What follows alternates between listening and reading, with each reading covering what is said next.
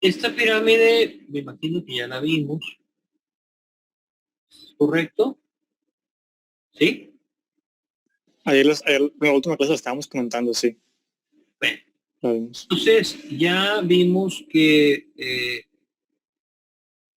la pirámide de la evidencia, cuando yo hable de pirámide de evidencia, me voy a estar refiriendo a, a las evidencias científicas que tienen más valor, más peso, ¿sí? Y vamos a ver aquí que sigue la revisión sistemática, el ensayo controlado randomizado, el estudio de deporte, el estudio de casos y controles, la serie de casos, el reporte de caso, el estudio y la investigación en animales de laboratorio. Es decir, va de mayor validez a menor validez. Ok, metaanálisis.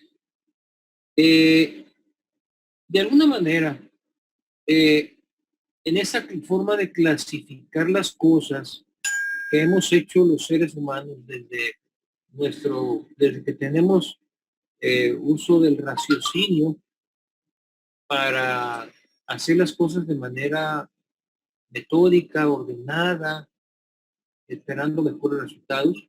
Es por eso que empezamos a manejar una forma de organizar las evidencias científicas.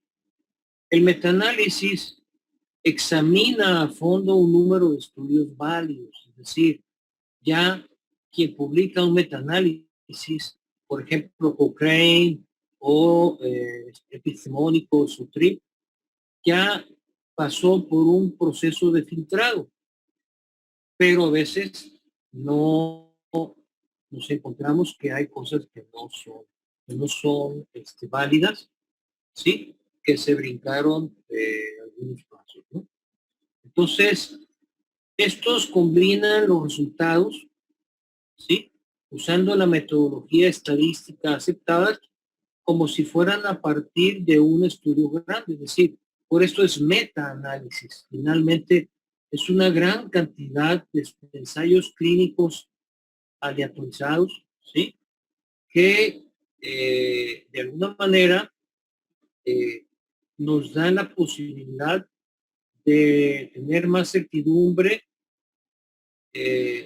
porque abarcamos pues, una mayor cantidad de información, pero lo que hace el metaanálisis es lo condensa, lo concentra, pues, ¿no? No nos ayuda de esa manera. Entonces, finalmente, algunos médicos dice ponen el metaanálisis en la pirámide, en la cúspide de la pirámide, porque la metodología incluye una valoración crítica, ¿sí? De este ensayo clínico controlado, aleatorizado, seleccionado para el análisis. Entonces, cuando nosotros hacemos la búsqueda de la información, tenemos que saber que de acuerdo a que si es para terapia, para diagnóstico, para etiología, para pronóstico, los estudios sugeridos de mayor valor son estos. Entonces, si yo quiero buscar una información que tiene que ver con tratamiento, tengo que buscar en ensayos clínicos aleatorizados o es lo mismo que esto. Tengo que estudiar estudios de corte, casos y controles y series de casos. ¿Sí? Entonces, para eso es. Entonces, el aleatorizar un estudio me da menos posibilidades de que esté sesgado. El sesgo siempre va a ser un elemento que me va a restar validez de lo que estoy haciendo en la investigación o en la recomendación de alguna evidencia científica. ¿Sí? Ahora, alguien que me ayude con eso.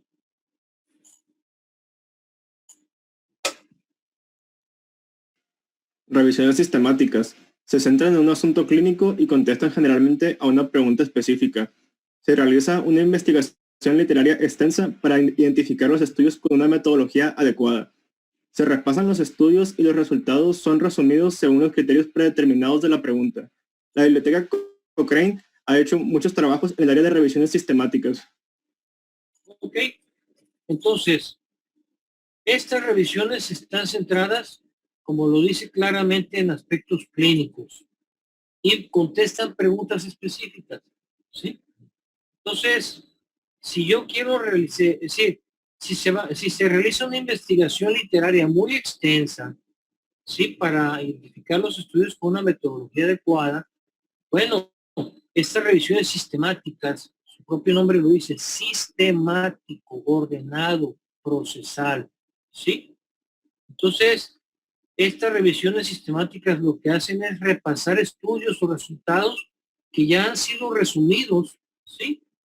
De acuerdo a criterios específicos que van estructurados en la pregunta. Acuérdense que la pregunta finalmente es la que va marcando la pauta y la que me va a permitir encontrar la información que estoy buscando.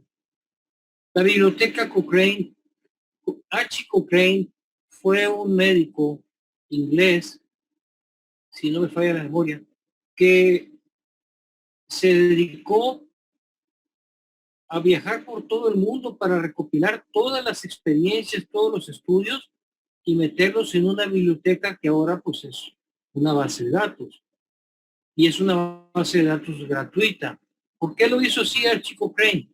Porque se dio cuenta que el médico o que los médicos un mismo problema lo trataban de manera diferente con resultados diferentes.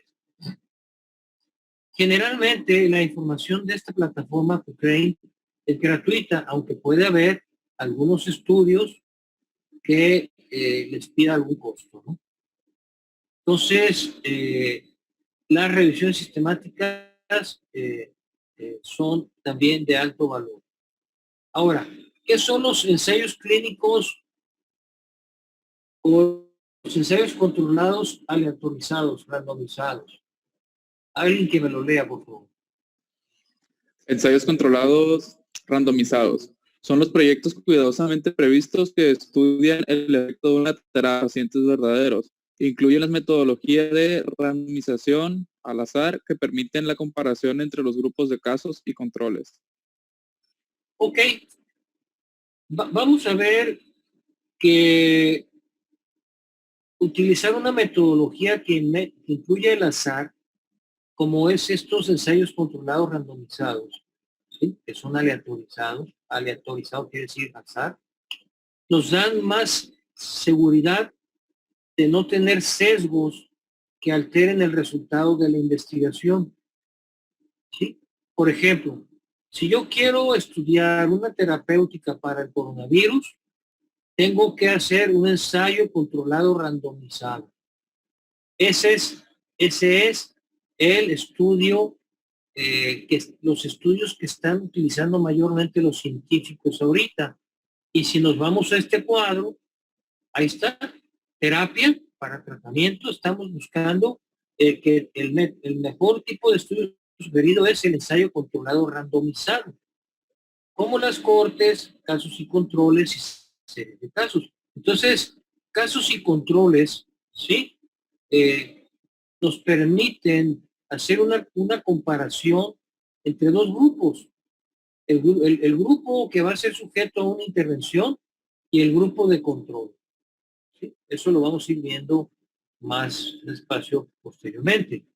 Pero esto empieza desde que yo selecciono la muestra hasta cómo voy a hacer la pregunta, voy a aplicar el método de aleatorización y cómo voy a llegar de alguna manera a un resultado que bioestadísticamente se tiene que demostrar que es válido. Intervalos de confianza, sensibilidad, especificidad, etcétera, ¿no? Por eso la medicina basada en la evidencia y la bioestadística van íntimamente relacionadas. De una forma, una de las formas de validar más importantes son a través de la estadística, ¿sí? Entonces, ahora vamos a ver esto, alguien que me ayude a leer. Toman a una población grande, estudios de cortes, toman una población grande y siguen a pacientes que tienen una condición específica o reciben un tratamiento particular en un cierto plazo. Y los comparan con otro grupo que no ha sido afectado por la condición o el tratamiento que era estudiado. Los estudios de corte son de observación y tan confiables como estudios controlados randomizados, puesto que los dos grupos no se pueden diferenciar con excepción de la variable de estudio. Ok, las cortes son grupos de población que hacemos cuando queremos ver tanto de manera prospectiva desde ahorita en adelante como retrospectivamente hacer alguna evaluación terapéutica, por ejemplo, o diagnóstica, ¿sí? Les voy a poner un ejemplo que se usa mucho. Cuando en el sector salud se trata a las personas con tuberculosis pulmonar, se arman lo que llaman cortes. Se forman grupos de 50, de 60, ¿sí? ¿Cuál es el común denominador? Que tienen tuberculosis pulmonar. Hasta ahí tienen una condición específica y todos reciben o van a recibir el mismo tratamiento, que es el tratamiento supervisado, autoadministrado de 6 meses con poliquimioterapia, ¿sí? Entonces, los voy a someter a 6 meses de tratamiento en 2 fases, la fase intensiva y la fase de sustento.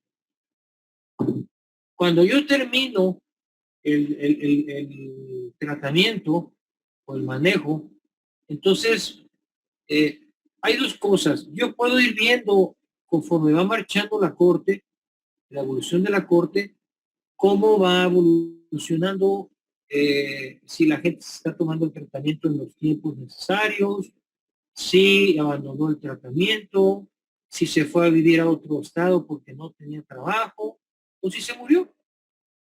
Al final, yo puedo decir, bueno, a ver, de 100, de 80 personas con tuberculosis, el resultado, el porcentaje de efectividad de este tratamiento fue del 75%, lo cual es bueno, ¿sí? Aunque si habláramos de 80 para arriba sería mejor. Pero ¿cuáles fueron los elementos que fallaron? Bueno, sí puede haber un número de gentes que no siguieron el tratamiento al pie de la letra. No se lo tomaban, se tomaban un día y 2 días no, etcétera, ¿no? Por eso tiene que ser estrictamente supervisado. Luego, puede ser que tuve que abandonar el lugar para ir a vivir a otro lugar en donde no pude continuar con mi tratamiento y lo tuve que abandonar. Y un porcentaje también más o menos es el de los tuberculosos que tienen resistencia a los fármacos que se están utilizando ahorita. Y finalmente los que mueren porque traían alguna comorbilidad, ¿sí? Y entonces, la corte es un grupo que me permite establecer puedo hacer otra corte con otro tratamiento y puedo compararlas, ¿sí? Entonces, por eso dice que pueden ser tan confiables, porque son de observación, ¿sí? Porque nosotros tenemos de alguna manera la identificación y el control de las variables, ¿sí? Y ahorita ¿por qué nos referimos a este otro de estudio de casos y controles? Cuando queremos hacer una evaluación de un tratamiento, de un diagnóstico, de una prueba de diagnóstico, usamos casos y controles. A ver, ¿alguien me puede leer qué es eso? Son los estudios en los cuales se comparan a los pacientes que tienen ya una condición específica con la gente que no la tiene. Confían a menudo en historias clínicas y la memoria de pacientes para la recolección de datos. ¿Sí? Son a menudo menos confiables que los ensayos y estudios controlados randomizados o de cortes porque Demostrar una relación estadística no significa que causa un factor necesariamente el otro. Y aquí es donde está lo interesante. Cuando yo puedo, a través, es decir, yo quiero hacer una comparación de el uso de un recurso terapéutico de diagnóstico, ¿sí? Y quiero comparar grupos, ¿sí? Entonces hago un grupo de casos y hago otro grupo que van a ser el control, ¿sí? Siempre es importante entender que si no se tiene un control, pues no hay forma de hacer una comparación, ¿sí? Entonces, de alguna manera, aquí estos casos, la información sale de manera de los expedientes de la historia clínica, ¿sí? Entonces, ahí yo me tengo que ir a los archivos y buscar toda la información que me interesa de los expedientes clínicos, ¿sí? O inclusive la memoria dice aquí de las personas que están interviniendo, que a veces puede fallar, ¿no? Por eso entonces esta parte es la que lo pone un poquito en debilidad contra el resto de los estudios, ¿sí? Y aquí nos habla de algo importante. La estadística no es la única forma de validar los estudios, ¿sí?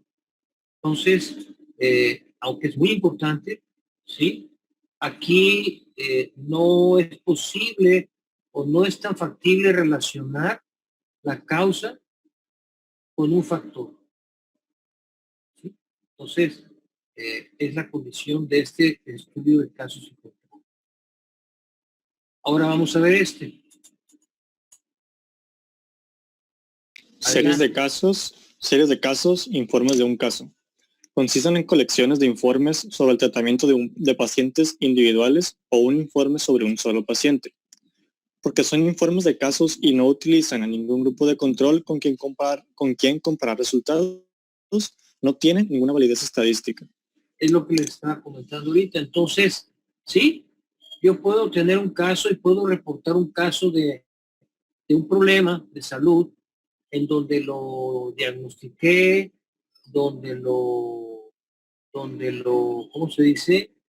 Donde lo traté. Vamos a poner otra vez el caso del COVID. Cuando empiezan a aparecer los primeros casos, ¿sí? ¿Qué es lo primero que llama la atención? Llama la atención que se presenta un problema con una sintomatología desconocida, ¿sí? Y que está coincidiendo con un grupo de población en un área geográfica, ¿sí? Entonces, ok, ese es un informe. De repente, empiezo a encontrarle similitudes con otro tipo de coronavirus que ya habían sido tratados con hidroxicloroquina, ¿sí? Y entonces les empiezo a dar hidroxicloroquina y empiezo a reportar que tienen buen efecto. Ese es un reporte. No lo comparé con ningún otro. ¿Qué tanta validez científica puede tener? Pues muy reducida. Porque luego después empezamos a ver que apareció la cloroquina, la hidroxicloroquina, viene la ivermectina, viene la dexametasona, viene los anticuerpos mononucleares, vienen una serie de cosas, la vitamina D, la vitamina C. Bueno, el té de guayabo, el té de limón, de todo, ¿no? Entonces, pero no, con el tiempo se demostró que la hidroxicloroquina dejaba secuelas o provocaba complicaciones cardiovasculares severas. Entonces, esa fue la primera que salió, porque ya se hicieron estudios de casos y controles, es decir, de personas que tenían la enfermedad y estaban siendo tratadas con la hidroxicloroquina, ¿sí? Y otro, el grupo control, ¿sí? De otra manera. Entonces, ahí fue donde estuvieron observando que no había significancia relevante, pero además empezaron a aparecer los efectos, los primeros efectos secundarios fueron los que se refirieron al sistema cardiovascular. Entonces, es por eso que no tiene tanta validez, ¿no? Ahora, les preguntaría, ¿cuál es el insumo más importante que se utiliza para hacer la investigación?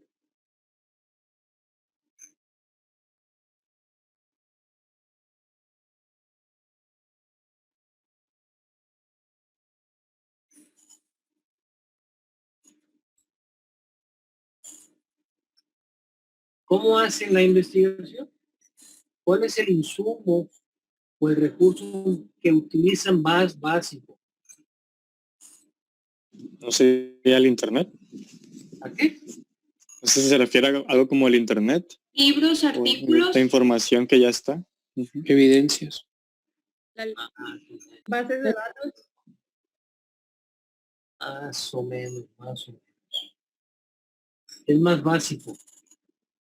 La literatura. ¿Las personas? Te fuiste de paso. Menos. El paciente. La información, muchachos, la información. ¿Cómo vamos a trabajar sin información? ¿Sí? ¿Estamos de acuerdo? ¿Sí o no? Sí, doctor. Sí, doctor. Entonces, sin información, pues no hacemos nada, ¿no? Y no quiere decir que la información ya esté. Puede ser que yo tenga que buscar la información. Pero aquí lo resalto porque lo que ustedes dijeron son herramientas para buscar información. Lo que ustedes van a tener es que buscar datos y los van a tener que convertir en información y esa información en conocimientos para la toma de decisiones. Entonces, aquí viene pues el concepto de los famosos datos, ¿sí? Entonces, de las famosas bases de datos, ¿sí? Entonces, hay datos bibliográficos y datos analíticos. Los datos bibliográficos son constituidos por citas bibliográficas. Pone aquí el ejemplo del PubMed y todo aquello que permite identificar artículos capaces de responder a la pregunta planteada, ¿sí? Entonces, la idea es encontrar los datos que se van a convertir en la información. Y esa información, conforme le damos el análisis crítico, se va a convertir en conocimiento, ¿sí?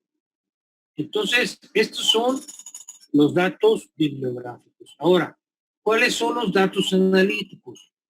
Aquellos que están constituidos en las revisiones sistemáticas de los ensayos dedicados a un tema concreto, ¿sí? Es decir, aquí nos da la base de datos de Cochrane. Si yo me meto a esa base, yo ya voy a encontrar revisiones sistemáticas o ensayos clínicos con temas concretos. Y ahí, en base a mi pregunta, yo voy a buscar lo que necesito para poder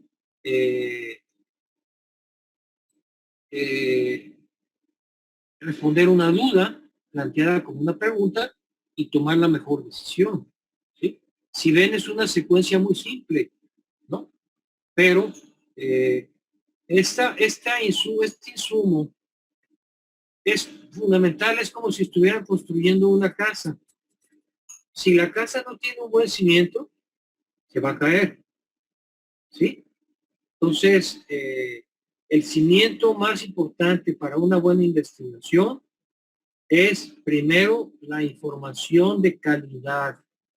¿Y a qué me refiero con información de calidad? Información verídica, validada a través de una metodología estadística, ¿sí? Y aquí es en donde la bioestadística y la medicina basada en evidencia entramos en acción, ¿sí?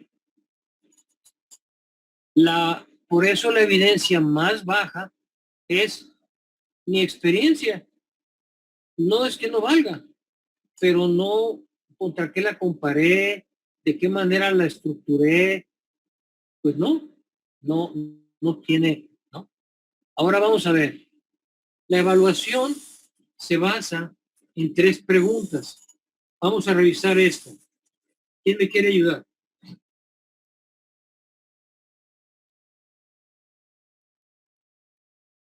Ánimo, ánimo. Se basa en 3 preguntas. 1. ¿Este estudio es válido? Se puede traducir como ¿puedo confiar en esta información? Y leo todo el cuadro, Doc. Sí, sí. Niveles de evidencia científica proporcionada por la literatura. En nivel 1 tenemos ensayos comparativos aleatorizados de gran potencia, metaanálisis de ensayos comparativos aleatorizados, análisis de decisión basados en estudios correctamente desarrollados. El grado de recomendación de esta evidencia es el grado A. Eso va aparte. Primero el nivel de evidencia. ¿Sale? Nivel 2. Nivel 2. Ensayos comparativos aleatorizados de poca potencia, ensayos comparativos no aleatorizados correctamente desarrollados y estudios de cortes. Nivel 3. Estudios de casos y testigos. Nivel 4. Estudios comparativos con sesgos significativos, estudios retrospectivos, series de casos y estudios epidemiológicos descriptivos, transversal y longitudinal. Ok. Y ahora vamos a los grados de recomendación. En el nivel 2, el grado de recomendación es A, evidencia científica establecida. En el nivel 1, perdón. En el nivel 2 es B, presunción científica. Y para el nivel 3 y el 4 es nivel bajo de evidencia científica. Este cuadro es muy importante para nosotros y para ustedes, porque lo primero que yo me tengo que preguntar si el estudio es válido o no. ¿Sí? Válido en cuanto a que demostró sacar una conclusión útil y me va a servir a mí para lo que yo estoy buscando. Por eso aquí dice, se puede traducir como ¿puedo confiar en esta información? No podemos confiar en toda la información. Tenemos que hacer una revisión, un análisis, una crítica y ese va a ser una de las actividades que como médicos, para mantenerse actualizados y para mantenerse ejerciendo con la mayor seguridad posible, lo van a tener que revisar. Fíjense bien, las guías de práctica clínica pueden utilizar distintos métodos para hacer las recomendaciones, pero va a utilizar cualquiera de estos. Si la guía clínica de práctica clínica me dice recomendación, úsese tal antibiótico para la faringoamigdalitis bacteriana purulenta por estreptococo hemolítico del grupo A. ¿Sí? Y te va a decir nivel de evidencia 1, grado de recomendación A. Con esas dos, yo digo, caray, pues está fuerte, ¿no? Está fuerte la recomendación. Es correcto. Pero es que yo he sabido que la ciprofloxacina, bueno, cuando ustedes empiezan a leer una guía, les va a decir con qué tipo de forma va a ponderar el nivel de las evidencias, ¿sí? Y les va a decir que la recomendación, pues es eso, es una recomendación, pero que está fundamentada en los estudios, en los ensayos clínicos, en cualquier evidencia científica, y les va a poner el link para que si se quieren ir a verlo, lo vean y hagan un análisis crítico, ¿sí? Entonces, esto se va a utilizar mucho en todos los instrumentos que son guías para que el médico o cualquier profesional sepa la validez del estudio, que está caracterizado por el nivel de evidencia y por el grado de recomendación, ¿sí? Entonces, si yo les hiciera una pregunta, ¿por qué está sustentado ¿en qué está sustentada la confiabilidad de la información? Y ustedes me tendrían que decir en el nivel de evidencia y en el grado de recomendación. ¿Sí? ¿Queda claro? Sí, doctor. Queda claro, Doc. Bien. Ok, entonces, hasta aquí le dejamos. ¿Hay alguna duda, pregunta, comentario? Ustedes ya pasaron por lectura crítica, ¿verdad? Que llevan una unidad de aprendizaje más así, ¿verdad? De análisis crítico o algo así. Pensamiento crítico. Ándele, ese es muy importante. ¿Por qué? Porque ustedes van a tener siempre que ser críticos de esto. Crítico no es desechar porque se me antoja. Crítico es hacer una evaluación con método y poder sacar una conclusión que a lo mejor no es igual que la del otro, pero yo la estoy fundamentando de alguna manera y de ahí voy a sacar la información que me va a permitir establecer un conocimiento para la toma de una decisión. ¿Sí? Entonces, por eso, el nivel de evidencia, ¿sí? Y todo esto que vimos es importante que lo revisemos. ¿De acuerdo? Bien. Entonces, si no hay más dudas o preguntas, los dejo. Que tengan una buena tarde. Relájense y nos veremos la próxima clase, ¿no? Igualmente. Gracias, doctor, igualmente.